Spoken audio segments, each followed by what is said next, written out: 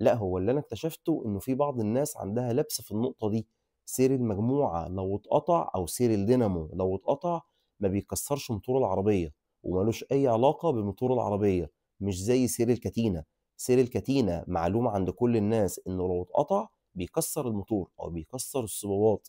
وبالمناسبة سير الكتينة حُط بس النقطة دي جانبية، إنه سير الكتينة لو اتقطع وحضرتك ما جيتش جنب مفتاح العربية الموتور ما بيتكسّرش.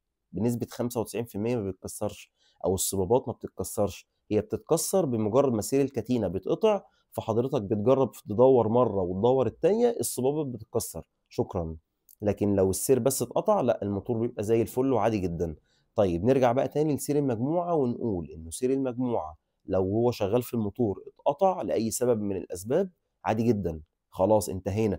ه العربية ماشية عادي جدًا، بس في حاجات بقى هتبدأ تحصل، زي إيه؟ إنه مثلًا وقتها هتبدأ إن أنت تمشي على الساعة الاحتياطية بتاعة البطارية، لإنه في الحالة دي الدينامو واقف عن العمل.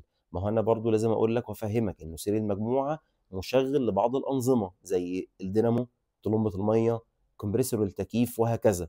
يبقى في النهاية سير المجموعة لو اتقطع هيوقّف الدينامو عن العمل، كده أنا ماشي على الساعة الاحتياطية بتاعة البطارية، اللي هي الRC بتاعة البطارية اللي كنا اتكلمنا عنها قبل كده. نيجي بعد كده نلاقي إن الكمبريسور التكييف لو أنت مشغّل التكييف وقف، خلاص ما عادش بيشتغل. طلمبة المَيّة هتُقف وبالتالي هيبدأ المحرك إن هو يسخن.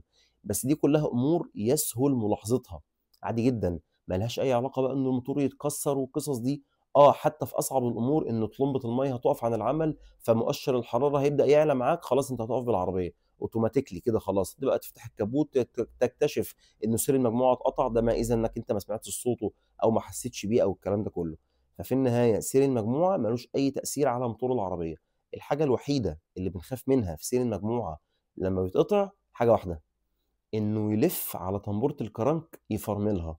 طنبورة الكرنك دي طبعًا زي ما هو معلوم عند بعض الناس إن دي الجزء أو دي المنطقة اللي فيها عمود الكرنك والبساتم. لو سير المجموعة اتقطع ولَف كلبش طنبورة الكرنك في مكانها، للأسف هنا الموتور فعلًا ممكن يتكسّر. هي دي النقطة الوحيدة اللي أنا باخاف منها في وقت ما سير المجموعة بيتقطع لا قدّر الله. طيب نرجع بقى تاني ونقول سير المجموعة بيتغيّر كل 40، 45 ألف بحد أقصى، وعايز تكشف عليه خرّجه من مكانه عادي جدًا بيخرج في دقيقتين، خرّجه من مكانه وبُص على البطن بتاعته من جوّه، لو لقيت فيها تشقُّقات شديدة يُفضّل إنك تغيّرها في وقتها. ومهم جدًا تراجع على بلية الشدّاد.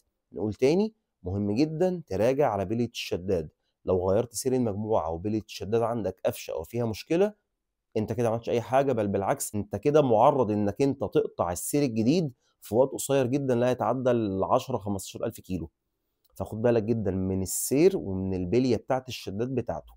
وبس، أتمنى ما أكونش طوّلت عليك، سلام عليكم.